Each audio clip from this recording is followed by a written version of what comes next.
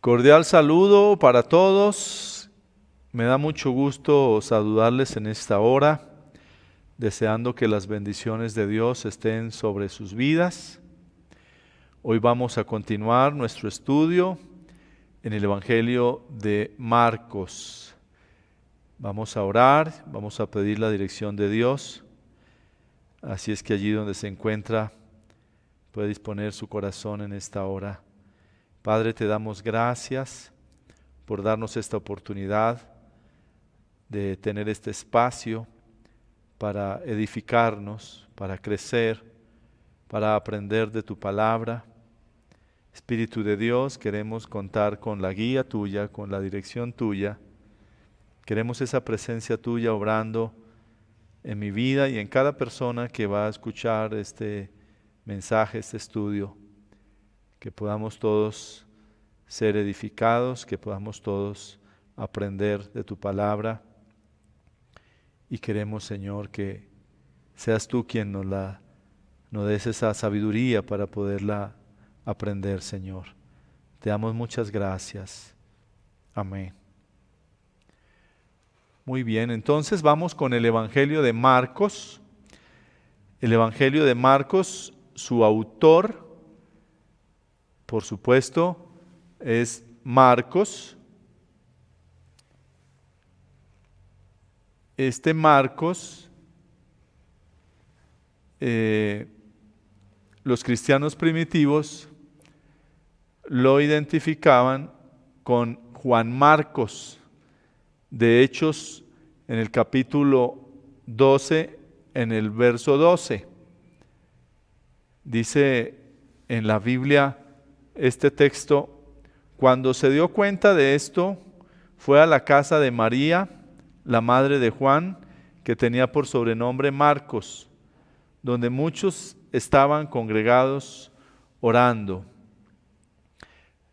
Este texto nos lleva a la primera etapa de la iglesia cristiana en Jerusalén,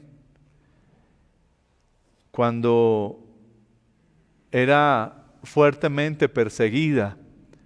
La iglesia del primer siglo fue una iglesia muy perseguida y una iglesia que por supuesto también mantenía en oración. Y este Marcos, del que estamos hablando, pues estaba allí dentro de esa iglesia, hacía parte de la iglesia y allí está en este comienzo y es el que escribe este libro. Vamos a ir viendo ahora más adelante algunos otros detalles, pero Marcos estuvo en contacto directo con la primera iglesia cristiana, con esa iglesia primitiva y por supuesto también con los apóstoles. Él fue uno de los testigos de lo que ocurría en aquellos primeros días del cristianismo en Jerusalén.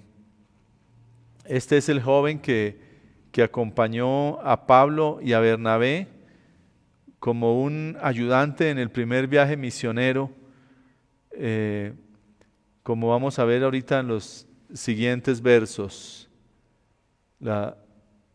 Allí vemos, ustedes ahí pueden ver en esa diapositiva que está señalando allí a Bernabé y a Saulo.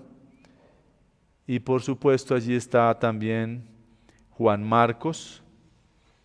En el libro de Hechos, en el capítulo 12, en el verso 25, dice la palabra de Dios: Bernabé y Saulo volvieron de Jerusalén una vez cumplido su encargo, tomando también consigo a Juan, que tenía por sobrenombre Marcos. Entonces el personaje del que estamos hablando, el Marcos que estamos hablando, también es el conocido como Juan Marcos. Y en el libro de Hechos, en el capítulo 13, en el verso 1, dice la palabra de Dios lo siguiente: había entonces en la iglesia que estaba en Antioquía unos profetas y maestros, Bernabé, Simón llamado Níger, Lucio de Cirene, Manaén, que había sido criado con el tetrarca Herodes, y Saulo. Mientras ellos ministraban al Señor y ayunaban, notemos acá lo que está diciendo la palabra de Dios, que ellos estaban ministrando al Señor, estaban en oración al Señor y en ayuno, allí congregados todos ellos, reunidos orando en la iglesia, esta iglesia primitiva. Dice, el Espíritu Santo dijo, apártenme a Bernabé y a Saulo para la obra a la que los he llamado. Entonces, habiendo ayunado y orado, les impusieron las manos y los despidieron. Estaban allí en ayuno, como ya hemos dicho, como iglesia, congregados, ayunando, para poder despachar, para poder enviar a Bernabé y a Saulo a ese viaje misionero que iban a emprender. Y dice allí, habiendo ayunado y orado, les impusieron las manos y los despidieron. Verso 4 dice, por lo tanto, siendo enviados por el Espíritu Santo, ellos descendieron a Seleucia y de allí navegaron a Chipre. Después de llegar a Salamina, anunciaban la palabra de Dios en las sinagogas de los judíos. También tenían a Juan como ayudante. Recuerden que estamos haciendo toda esta remembranza y estamos refiriéndonos a todos estos versos precisamente porque estamos hablando del autor de este evangelio, Marcos. Lo tenemos ahí como un ayudante de Saulo, conocido también como Pablo, y de Bernabé. Estaba acompañándolos en este primer viaje misionero. Este viaje misionero marcaría un punto negro en la vida de Marcos.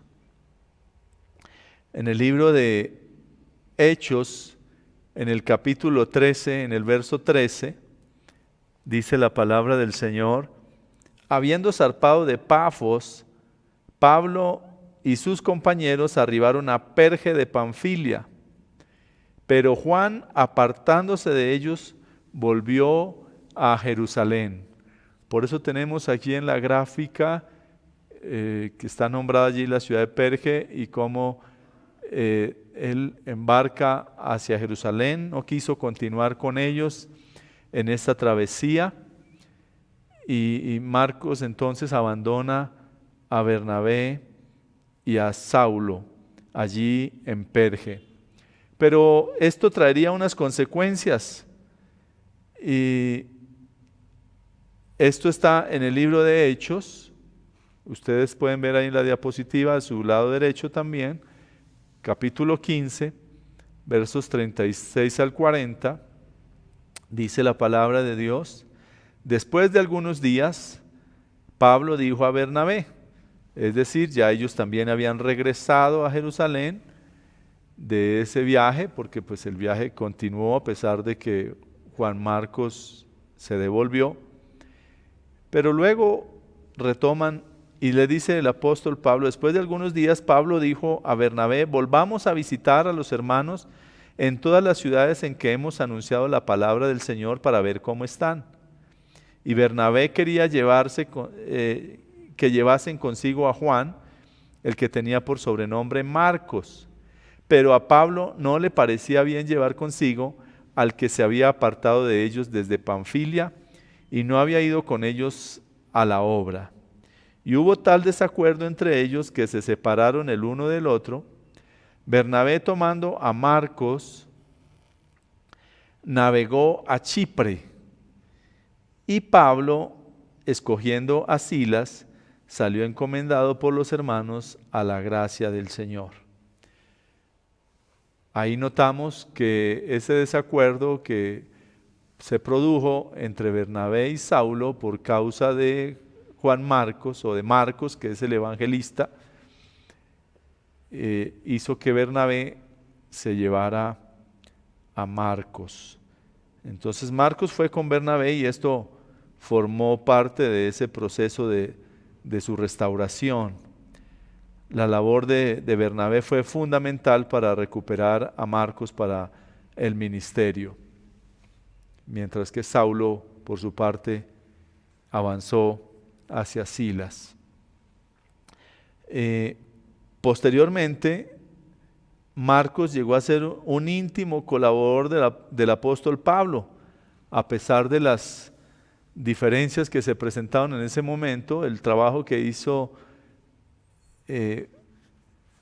este tremendo apóstol o discípulo del Señor, Bernabé, con Marcos, logró que pudiera esa restauración.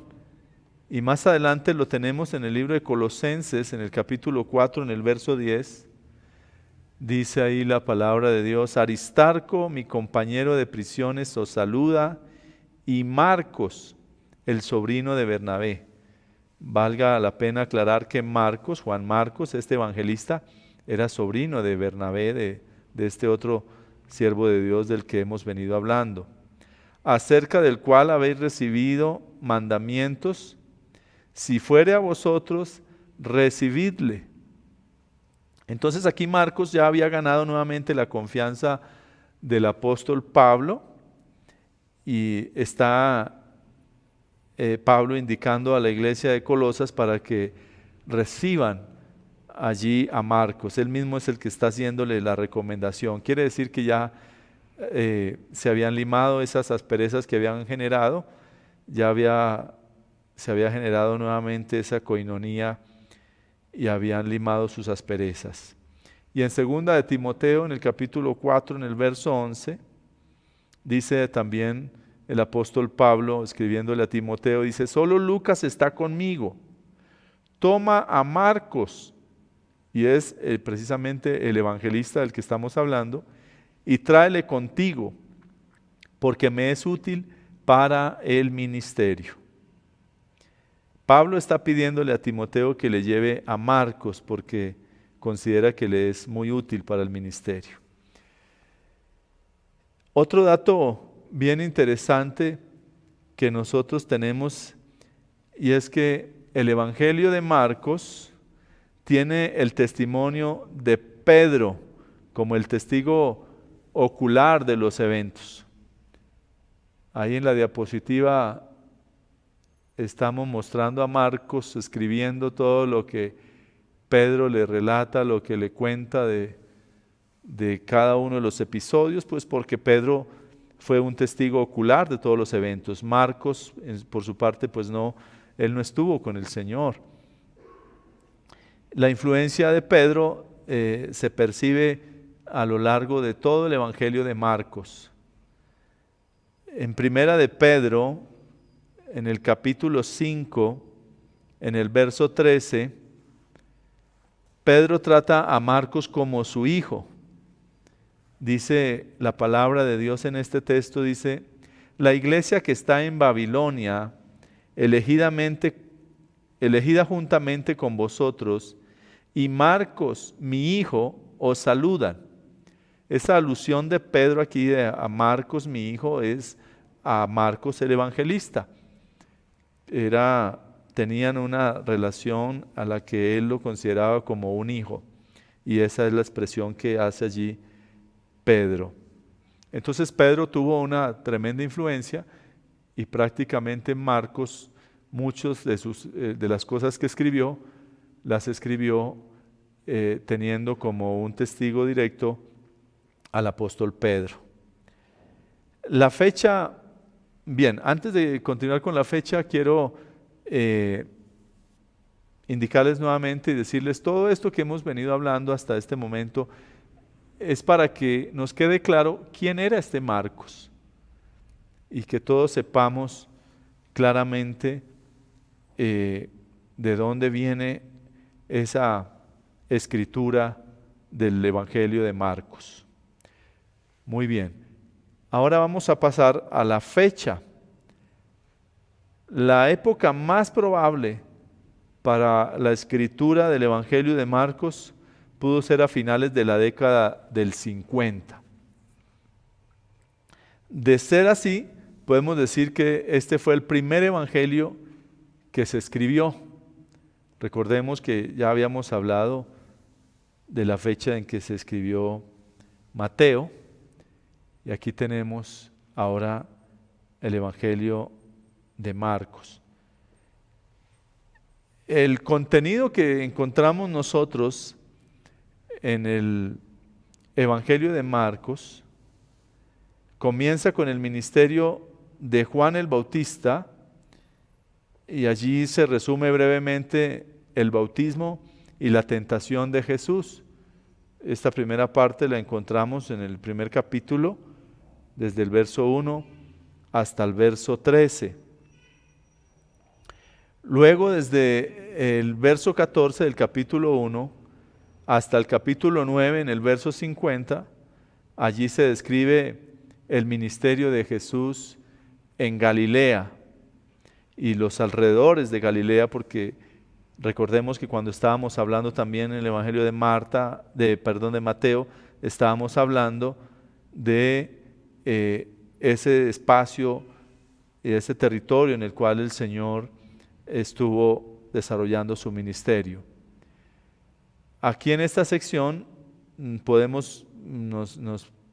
Marcos nos presenta los milagros de Jesús, nos muestra también algún tipo de oposición que tuvo Jesús. En 7:24 al 37 relata el viaje de Jesús a la región de Tiro, Sidón y Decápolis, que también mencionamos en el Evangelio de Mateo. Y también contiene la maravillosa confesión del apóstol Pedro.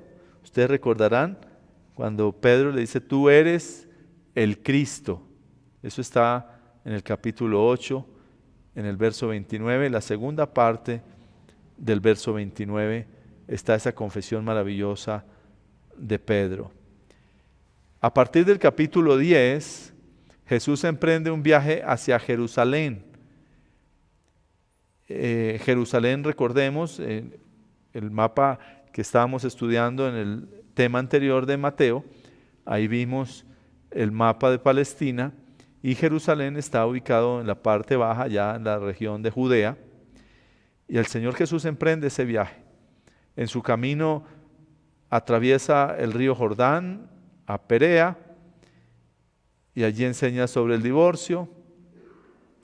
Marcos también menciona el encuentro con el joven rico, ahí en el capítulo 10, en el verso 17, la petición de Santiago y Juan, en el verso 35 del mismo capítulo, y la sanidad de Bartimeo, el ciego Bartimeo que sale allá en Jericó, cuando el Señor pasaba por Jericó, en ese viaje hacia Jerusalén, en el verso 46, él es sanado allí también.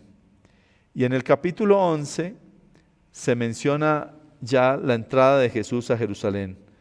En el capítulo 10 vemos todo el recorrido que el Señor hace. En el capítulo 11 ya está entrando a Jerusalén. Allí nos presenta la maldición de la higuera estéril y la purificación del templo.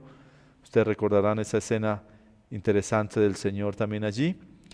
Y desde el capítulo 12 hasta el 16, Marcos se centra en la semana final de Cristo, que concluye con la muerte y su resurrección. Luego de su resurrección se encuentra con sus discípulos y los comisiona a continuar la tarea de evangelizar, de llevar la palabra de Dios a todo el mundo, y ya el Señor va a la presencia del Padre. Hay unas características bien interesantes en el Evangelio de Marcos, y Marcos se centra en algunos aspectos interesantes en este Evangelio. Se centra en las acciones de Jesús.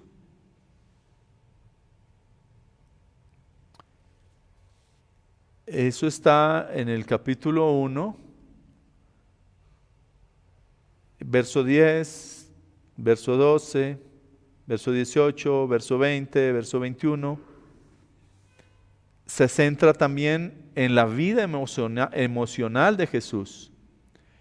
Por eso el Evangelio menciona la compasión de Jesús en el 1:41, en el capítulo 6, en el verso 34, capítulo 8, verso 2. Allí nos habla en varios episodios donde el Señor tuvo compasión, manifestaba Él esa compasión a la gente. También en esa misma vida emocional muestra su enojo, capítulo 3, verso 5, capítulo 10, verso 14. También encontramos en esa parte emocional su dolor, en el capítulo 14, verso 33, verso 34. Y también su preocupación, capítulo 7, verso 34, capítulo 8, verso 12. Otro aspecto en que brinda también Marcos su atención es a la preparación que Jesús hizo a los discípulos. Entonces en el Evangelio de Marcos vamos a estar, una buena atención va a tener la parte de la preparación que el Señor hizo con los discípulos. ¿A quién va dirigido? ¿Cuáles eran los destinatarios de este Evangelio? Los destinatarios, Marcos escribe precisamente para una audiencia romana.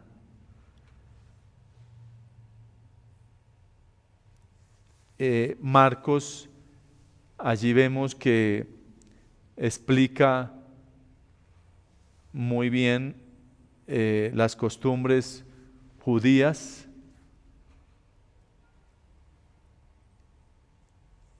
Y eso implica pues que escribió para personas que no las entendían. Por eso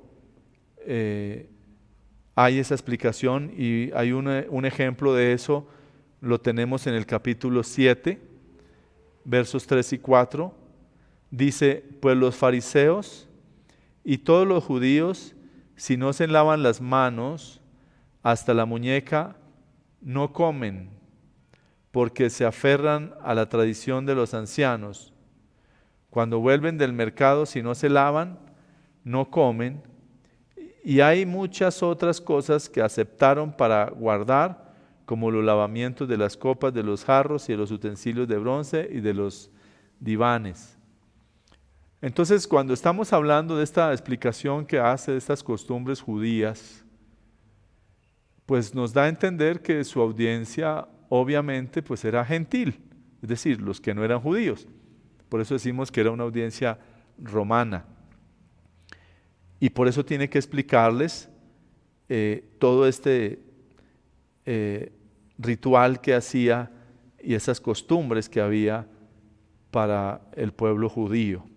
Y por eso nos queda claro que su mensaje y su destinatario pues es una audiencia romana. ¿Es esto en términos generales